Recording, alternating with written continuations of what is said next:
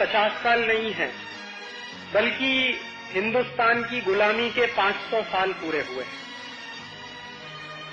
ये कभी कभी आपको आश्चर्य लगेगा कि ये राजीव भाई ऐसा क्यों बोलते हैं, गुलामी के 500 साल। भारत सरकार तो कहती है कि आजादी के 50 साल हो गए। वो ये कह रहा है कि मैं संपूर्ण भारत में प्रवास कर चुका हूँ, उत्तर से दक्षिण, पूरब से पश्चिम में मैं जा चुका हूँ, लेकिन मैंने कभी भी अपनी आंखों से भारत में एक भी व्यक्ति ऐसा नहीं देखा जो चोर हो, एक भी व्यक्ति ऐसा नहीं देखा जो बेरोजगार हो, एक भी व्यक्ति मैंने ऐसा नहीं देखा जो गरीब हो।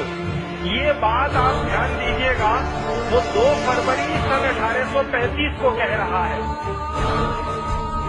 सोने की चिड़िया था हमारा देश, वो सोना जिसकी चमक तुम्हें इंग्लैंड से यहाँ तक खींच लाई। यही लूटने आए थे ना ईस्ट इंडिया कंपनी के नाम पर। कि भारत जब आजाद होगा तो भारत में अंग्रेजियत चला जाएगा, अंग्रेजियत चली जाएगी और भारत में भारतीयता के आधार पर एक ऐसा तंत्र बनेगा जिसमें हर व्यक्ति को सम्मानजनक जीवन बिताने का, हर व्यक्ति को अपने धर्म की आजादी रखने का, हर व्यक्ति को व्यवसाय की आजादी का, हर व्यक्ति को अपने आप को आगे बढ़ाने का मौका। कभी कभी ऐसा लगता था वैसी आजादी से तो गुलामी ही अच्छी थी। अगर हमारे यहाँ कोई चीज की कमी है तो उस कमी को सहन करना होगा, ना कि कटोरा लेकर भीख मांगनी होगी दूसरों से जाकर। इस व्यवस्था को इस भ्रष्ट हालात में जाएंगे और जैसे कभी और आज मर जाएंगे लेकिन लड़ेंगे जरूर। कांग्रेस का मकसद सिर्फ सत्ता हासिल करना है, चाहे तरीका जो भी हो। उसके बाद देश को क्या चाहिए, क्या करना है, इसके बारे में वो नहीं सोच रही। अगर कांग्रेस के तरीकों से आजादी मिली तो गोरे साहब तो चले जाएंगे, उनकी जगह भूरे साहब आके बैठ जाएंगे और हालात वही के वही रहेंगे। अमीर और अमीर हो जाएंगे, गरीब और गरीब। लाखों करोड़ों की ब्लैक मनी रखने वाली मल्टीनेशनल कंपनी से दर दर की ठोकरें खाने वाले किसानों की एक लगातार लड़ाई जारी है। शुरू में जब उठाए जाते हैं तो 50 लोग कहते हैं अरे ये हो नहीं पाएगा, लेकिन मुझे लगता है कि अगर संकल्प शक्ति हो और मन में पवित्रता का भाव हो, आपका उद्देश्य बड़ा हो, समाज के हित में हो, तो जीत तो होती ही। अंग्रेजों के जमाने में किसान अपने अनाज का दाम तय नहीं कर पाता था। आज आजादी के 50 साल के बाद भी किसान अपने अनाज का दाम तय नहीं कर पाता। इस देश में सिर्फ किसान ही एक ऐसा वर्ग है जो अपने द्वारा खेत में पैदा किए गए किसी भी सामान का दाम खुद नहीं तय कर पाता। जितने कारखाने चलते हैं और इस देश में जितने उद्योग चलते हैं पूरे देश में, हर उद्योग और हर कारखाना चलाने वाला आदमी अपने द्वारा पैदा की गई हर वस्तु का दाम खुद तय करता है। लेकिन किसान ही एक ऐसा वर्ग है इस देश में, काश्तकार ही एक ऐसा वर्ग है इस देश में जो अपने द्वारा पैदा किए गए गेहूं का दाम तय नहीं कर पाता, अपने द्वारा पैदा किए गए बाजरे का दाम तय नहीं कर पाता, अपने द्वारा पैदा किए गए धान का दाम तय नहीं कर पाता, अपने द्वारा पैदा किए गए मक्के का दाम तय नहीं कर पाता। कुछ भी चीज जो पैदा करता है किसान, उसका दाम वो खुद नहीं तय कर पाता, सरकार तय करती है। जिस तरह से अंग्रेजों की सरकार करती थी वही काम आज भी हो।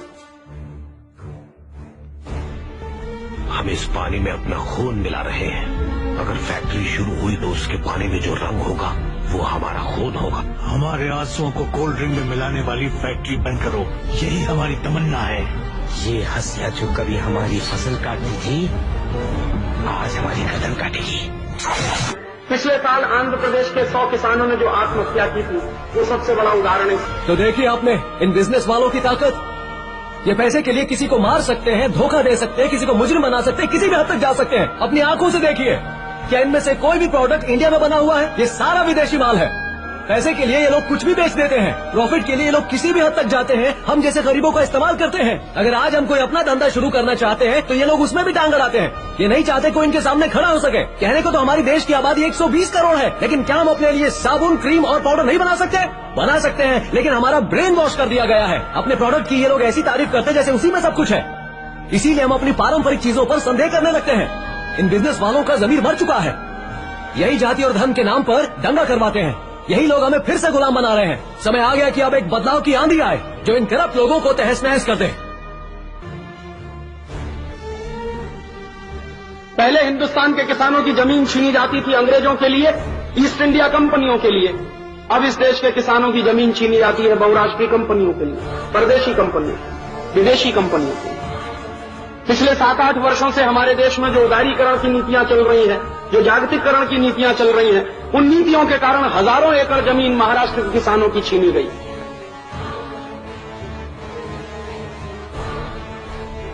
हर साल हजारों एकड़ जमीन गांव के किसानों से छीन छीन कर परदेशी कंपनियों को बेच दी जाती है और उस जमीन पर बड़े बड़े परदेशी कंपनियों के कारखाने लगते हैं। कल तक जिस जमीन में धान पैदा होता था, गेहूं पैदा होता था, अब उस जमीन पर कारखाना चलता है। सरकार क्या बोलती है? वो कहती है औद्योगिकीकरण हो रहा, इंडस्ट्रियलाइजेशन हो रहा, और लोग बोलते हैं कि ये बहुत फायदे का काम हो रहा है जो इंडस्ट्रीज बन रही। आप जानते हैं दुनिया में और हमारे देश में कोई भी ऐसी इंडस्ट्री नहीं है जिसमें 100 रुपया लागत के रूप में अगर लगाया जाए तो 100 ही रुपए का उत्पादन हो जाए। तो ये जो भोपाल के कारखाने में गैस निकली थी वो मिथाइल आइसोसाइनेट थी, और मिथाइल आइसोसाइनेट गैस का ये टेस्ट करके देखना हो कि ये कितने लोगों को मार सकती है, ये अमेरिका में नहीं किया जा सकता, क्योंकि अमेरिका में वो मानते हैं कि लोगों की जिंदगी की कीमत बहुत है, इसलिए अमेरिका में नहीं करते। और अमेरिका में ही नहीं कर सकते, अमीर देशों में कहीं भी नहीं कर सकते इस तरह के एक्सपेरिमेंट। कारण क्या है? कारण उसका एक सीधा साधा है कि उनके पर्यावरण के कानून बहुत सख्त हैं और सरकारों ने कुछ ऐसी व्यवस्थाएं बनाई हैं कि वहां के लोगों की हत्या नहीं होनी चाहिए। जनरल नील कहता है कि दोबारा से जब हमने भारत पर हमला किया तो हमने किसी बुजुर्ग को नहीं छोड़ा, किसी बच्चे को नहीं छोड़ा, किसी स्त्री को नहीं छोड़ा, किसी पुरुष को नहीं छोड़ा। जो भी भारतवासी हमारे सामने आया हमने उसको खत्म कर दिया। और कैसे कैसे खत्म किया? तो जनरल नील खुद अपनी डायरी में लिख रहा है कि हम गोली मार के लोगों को खत्म करते थे, हम लोगों को जिंदा जला के मार डालते थे, हम लोगों को घोड़ों और हाथी पर बिठा के उनके गले में रस्सी का फंदा लगाया करते थे और हाथी घोड़ों को किसी पेड़ के नीचे ले जाकर खड़ा किया करते थे और रस्सी का फंदा पेड़ के ऊपर से खींच लिया करते थे और हाथी और घोड़े को नीचे से भगा दिया करते थे। इस विदेशीकरण की व्यवस्था को समाप्त करने के लिए, भारतीय खेती को फिर से उन्नत बनाने के लिए एक और प्रयोग करना बहुत जरूरी है कि पूरे देश में बड़े पैमाने पर पेड़ लगाए जाएं, वृक्ष लगाए जाएं।